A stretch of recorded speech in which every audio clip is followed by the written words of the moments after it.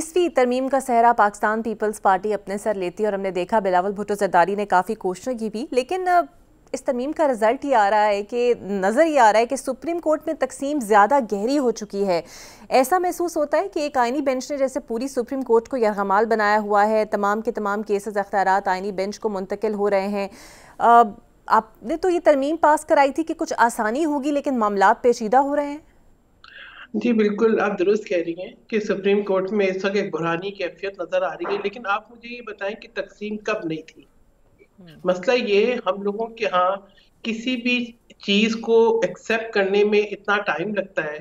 कभी chief justice अपनी मर्जी का चाहिए, कभी जजेस अपनी मर्जी के चाहिए, कभी कोई शख्स नापसंदीदा हो जाता है। ये देखें, हर एक की एक अपनी सोच है।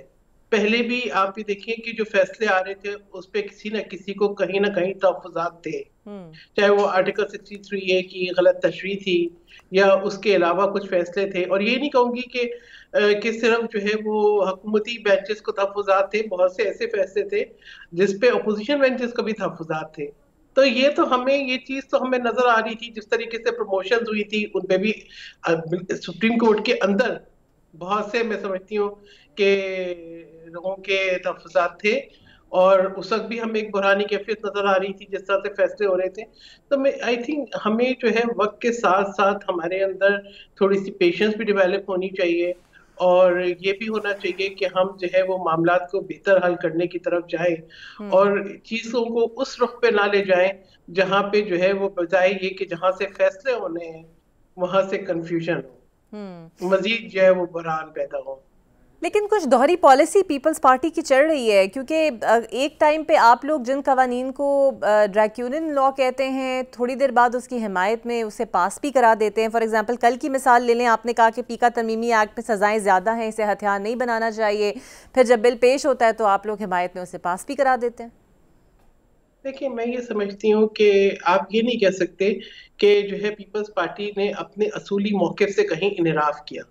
दो चीज़ें हैं, जहाँ हम सोशल मीडिया को और हम जो है इज़हार राय की आज़ादी को सपोर्ट करते हैं, वहाँ पर भी जो फेक न्यूज़ है वो आप लोगों के लिए भी, हमारी जो मैं समझती हूँ फीमेल एंकर्स ने भी बहुत मुश्किल वक्त गुजारा है।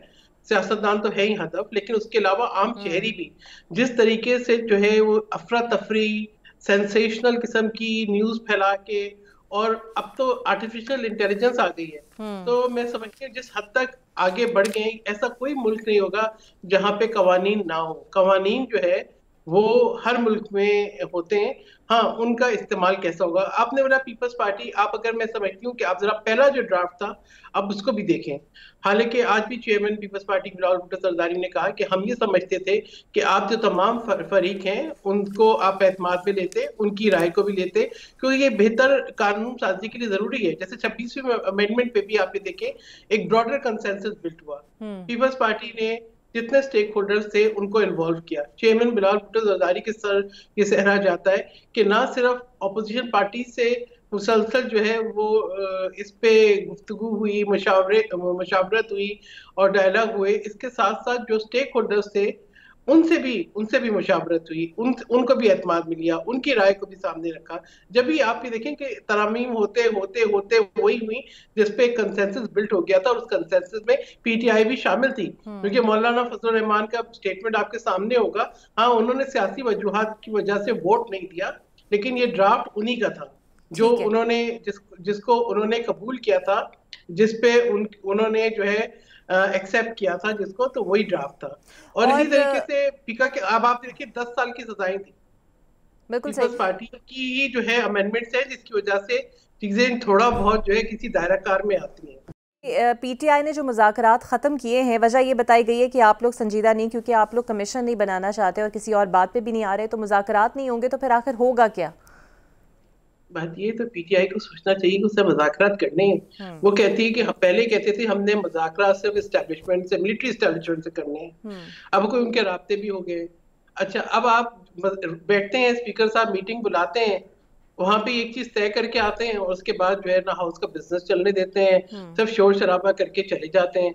अब ये कि आप ये कह रहे हैं कि जी आप हमें एनआरओ दे दो, हमने कोई भी जुर्म कर दिया, हमने कोई भी खिलाफ वर्जी कर दी, हमने कोई मुल्क के असासों पे हमला किया, हमने शोधा की यादगारें मिसमार की, हमने जो है वो जो सड़कें जो है बंद की, हमने जो है वो आगे लगाई, हमने ग्रीन बेल्ट जलाई, हमने जो है वो जमान पार्क से जो है पेट्रोल बम फेंके, आप हमें जो है नारा दे दो। देखिए जहाँ ठीक। पे शवाहिद मौजूद है, कवानीन सबके लिए बराबर है, यही कहती थी ना तहरीक इंसाफ कि एक जैसा कानून सबके लिए हो।